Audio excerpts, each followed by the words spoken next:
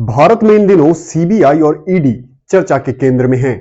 पिछले कुछ दिनों से आम आदमी पार्टी के नेता मनीष सिसोदिया, लालू प्रसाद यादव और उनके परिवार और के कृता जैसे बड़े नेताओं के खिलाफ कार्रवाई हो रही है, या आप बोल सकते हैं कि कार्रवाई तेज हो गई है। इसी बीच केंद्र में विपक्ष का रोल निभा रहे कई दलों के नेताओं ने प्रधानमंत्री नरेंद्र मोदी को एक चिट्ठी लिखकर यह आपत्ति जताई कि विपक्ष पर कार्रवाई नहीं किया जाए। वहीं विभिन्न मंचों से विपक्ष के द्वारा इन कार्रवाइयों को राजनीति से प्रेरित बताया जा रहा है। विपक्ष यह भी बोल रहा है कि यह कार्रवाई एक तरफा हो रही है। विपक्ष का कहना है कि भाजपा में कोई भ्रष्टाचारी चला जाए तो वो ईमानदार हो जाता है, लेकिन भाजपा इसे भ्रष्टाचार पर कार्रवाई बता रही है। भाजपा के द्वारा यह बार बार कहा जा रहा है कि अगर उन्होंने कोई भ्रष्टाचार नहीं किया है तो डर किस बात की। इस वीडियो में मुख्य रूप से दो सवालों पर हम बात करेंगे जो दोनों पक्षों के द्वारा लगातार उठाया जा रहा है। पहला सवाल, क्या लालू प्रसाद यादव या मनीष सिसोदिया इन लोगों पर राजनीतिक मंशा के तहत कार्रवाई की जा रही है? तो शुरुआत लालू प्रसाद यादव से करते हैं। ये बात सभी को पता है कि लालू यादव चारा घोटाले के विभिन्न मामलों में दोषी पाए गए हैं और वो इस वक्त सजा याफ्ता हैं। हालांकि स्वास्थ्य कारणों से वो जेल से जरूर बाहर हैं। अब जिस मामले पर सीबीआई और ईडी कार्रवाई कर रही है, उन मामलों में लालू यादव के अलावा राबड़ी देवी, तेजस्वी यादव, उनकी बेटी हेमा यादव सहित कई अन्य लोग शामिल हैं। लालू यादव पर यह आरोप है कि बतौर रेल मंत्री उन्होंने औने पौने दाम पर जमीन के बदले रेलवे में 7 लोगों को नौकरी दिया था और यह मामला तब का है जब केंद्र में कांग्रेस की सरकार थी। वर्तमान में जिनके साथ लालू यादव सरकार चला रहे हैं, उसी जदयू के लल्लन सिंह ने इस मामले को उठाया था। लल्लन सिंह के द्वारा कई पत्र तत्कालीन प्रधानमंत्री मनमोहन सिंह को लिखा गया था, जिसमें लालू यादव पर लैंड फॉर जॉब घोटाले का जिक्र किया गया था।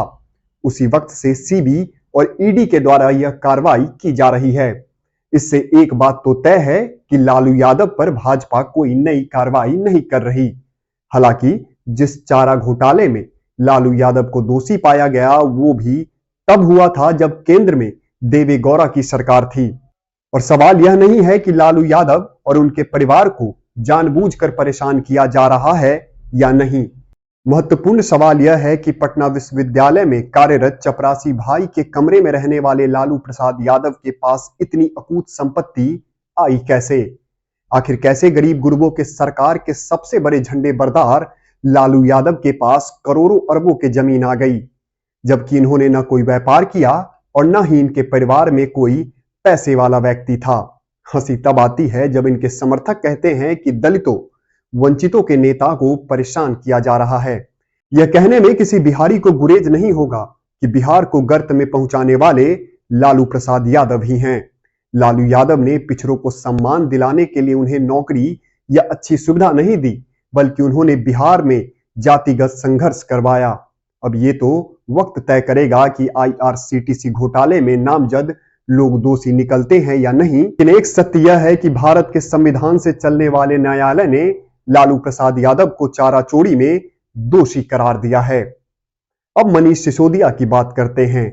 तो शायद आम आदमी पार्टी विश्व की पहली राजनीतिक पार्टी होगी जिनके नेता स्वयंभू कट्टर ईमानदार हैं, जबकि उनके कई नेताओं पर भ्रष्टाचार के गंभीर आरोप लगे हैं। स्वास्थ्य मंत्री रहे सत्येंद्र जैन पिछले 6 महीनों से अधिक से जेल में हैं। उन्हें किसी भी न्यायालय से जमानत नहीं मिल रहा। इन पर हवाला जैसे गंभीर आरोप लगे हुए हैं। सवाल यह है कि अगर इन पे लगे आरोप बेबुनियाद हैं, तो न्यायालय जमानत क्यों नहीं दे रही? और बात रही जहां तक मनीष सिसोदिया की, तो एक माहौल पहले ही बनाया जा रहा है कि शिक्षा का वैश्विक मॉडल देने वाले मनीष सिसोदिया को जानबूझकर भाजपा फंसा रही है, जबकि बहुत कम लोगों को पता होगा कि मनीष सिसोदिया के पास 18 मंत्रालय थे। इसी में से एक आबकारी मंत्रालय भी था और इन्हें इसी मामले में हुए घोटाले में जेल जाना पड़ा है। अब इन्हें भी जमानत के लिए संघर्ष करना पड़ रहा है। सीबीआई और ईडी ने इस मामले में कई जगहों पर छापेमारी करके और जांच करके मनीष सिसोदिया को अपने रिमांड में लिया। किसी प्रदेश के उप मुख्यमंत्री को गिरफ्तार करना कोई आम बात नहीं होता। जब तक कोई ठोस सबूत न हो। और न्यायालय में भी बहस के दौरान उन बिंदुओं को रखा गया जो ईडी को अभी तक जांच में पता चला है। इस मामले में मनीष सिसोदिया ने कुछ दिनों में कई मोबाइल बदले। साथ ही इस मामले में तेलंगाना के मुख्यमंत्री चंद्रशेखर राव की बेटी के कविता से भी पूछताछ किया जा रहा है। आबकारी घोटाले में के कविता ने भी महत्वपूर्ण भूमिका निभाई थी। आम आदमी पार्टी के नेता और अरविंद केजरीवाल मनीष सिसोदिया के करीबी विजय नायर ने के कविता का नाम लिया था। सीबीआई के जांच में पता चला कि नायर को पैसे का इंतजाम करने को कहा गया था। सीबीआई के मुताबिक साउथ ग्रुप ने नीतिगत बदलाव और लाइसेंस हासिल करने के लिए कथित तौर पर 100 करोड़ की रिश्वत दी थी। अब इतने लोगों का नाम जब इस घोटाले में आ रहा है तो संशय तो बनता है। सीबीआई और ईडी जांच कर रही है तो आखिर किसी को क्या दिक्कत होनी चाहिए। साथ ही मनीष सिसोदिया की गिरफ्तारी के बाद ही कई विपक्षी दलों ने विपक्ष पर कार्रवाई नहीं करने की बात कही थी। यहां सवाल यह है कि क्या नेताओं पर कानूनी कार्रवाई नहीं होनी चाहिए? अगर जांच एजेंसियों को कोई साक्ष्य मिलता है तो बस इसलिए कोई कार्रवाई नहीं हो क्योंकि वो नेता हैं। जब नरेंद्र मोदी गुजरात के मुख्यमंत्री थे तब उनसे जांच एजेंसियों ने कई घंटों तक पूछताछ किया था, लेकिन भाजपा ने तो कोई चिट्ठी नहीं लिखी थी। जब एक आम आदमी पर सरकारी पैसों का कोई छोटा सा भी आरोप लगे तो उस पर कार्रवाई होती है, लेकिन जब नेताओं की बात आती है तो क्यों लगातार विक्टिम कार्ड खेला जाता है? अगर वो निर्दोष हैं तो क्यों ये कहना कि शिक्षा मंत्री को जानबूझकर जेल भेजा जा रहा है? इस देश में संविधान है, कानून है, किसी के साथ अन्याय नहीं होगा।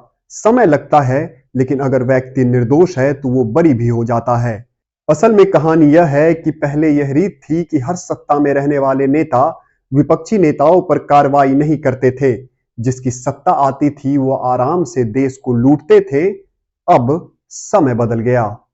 अब दूसरा और विपक्ष के द्वारा उठाया जा रहा सवाल कि एक तरफा कार्रवाई क्यों हो रही है और क्यों कोई विपक्षी नेता भाजपा में जब जाता है तो वो ईमानदार हो जाता है, जबकि भाजपा उन्हीं नेताओं को पहले भ्रष्टाचारी साबित करती है। शुरुआत करते हैं सवाल के दूसरे अंश से। क्यों वो विपक्ष के नेता जिन्हें भाजपा भ्रष्टाचारी कहती है, जब वो भाजपा में आ जाते हैं तो उन पर लगे मामले खत्म हो जाते हैं? सबसे पहली बात, कोई भी नेता का एक पार्टी से दूसरे पार्टी में जाना एक आम बात है। जो अरविंद केजरीवाल कल तक लालू प्रसाद यादव को भ्रष्टाचारी कहते थे, आज वो उनके बेटे के साथ तस्वीर साझा कर रहे हैं। जो कांग्रेस बंगाल में वामपंथी दल को गालियां देती है, वो त्रिपुरा में उनसे गठबंधन करती है। जिस शिवसेना ने कांग्रेस के बारे में न जाने क्या क्या बोला, आज वो उनके साथ गठबंधन करके बैठी है। बिहार में जदयू ने सबसे ज्यादा लालू यादव को भ्रष्टाचारी कहा था। आज लालू यादव और नीतीश कुमार साथ में सरकार चला रहे हैं। ऐसे कई उदाहरण हैं जो मैं आपको बता सकता हूं। तो अब आता हूं भाजपा पर। तो कोई नेता जो विपक्ष से भाजपा में आया, उन पर से कोई भी मामला हटा नहीं है। और चलिए, केंद्र में मोदी सरकार है, बंगाल में तो गैर भाजपा सरकार है, राज्यों के पास भी जांच एजेंसियां होती है, तो क्यों नहीं ममता बनर्जी शुभेंदु अधिकारी पर कार्रवाई करती है? जो अरविंद केजरीवाल पंजाब में अकाली दल और कांग्रेस के नेताओं को चुनाव से पहले दम भर कर गाली देते थे, जो बोलते थे कि सत्ता में आते ही सभी भ्रष्टाचारी को जेल में डाल देंगे, लेकिन जब सत्ता में आम आदमी पार्टी पंजाब में आई तो सभी आरोप खत्म हो गए, कोई भी कार्रवाई नहीं हुई। मेरे कहने का मतलब साफ है कि कई राज्यों में गैर भाजपा सरकार है। वहां अगर विपक्ष को लगता है कि वहां कोई भाजपा नेता भ्रष्टाचारी है तो कार्रवाई करे। वैसे यह भी सत्य नहीं है कि किसी भी भाजपा नेताओं पर कार्रवाई नहीं हो रही है। कर्नाटक में भाजपा की सरकार है और वहां के एजेंसी ने भाजपा विधायक के बेटे पर ही कार्रवाई की है। उसके घर से 8 करोड़ रुपया बरामद किया गया और उसे जेल भेजा गया। ऐसे कई भाजपा नेता हैं जिन पे कार्रवाई हुई है।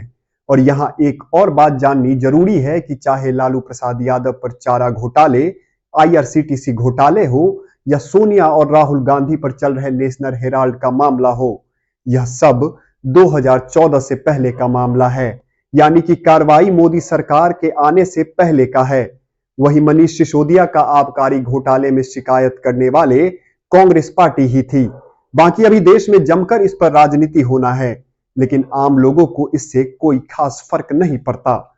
लोग देख रहे हैं कि एक गरीब नेता जब किसी सरकार का हिस्सा बनता है तो कैसे उसके पास अकूत संपत्ति आ जाती है। धन्यवाद।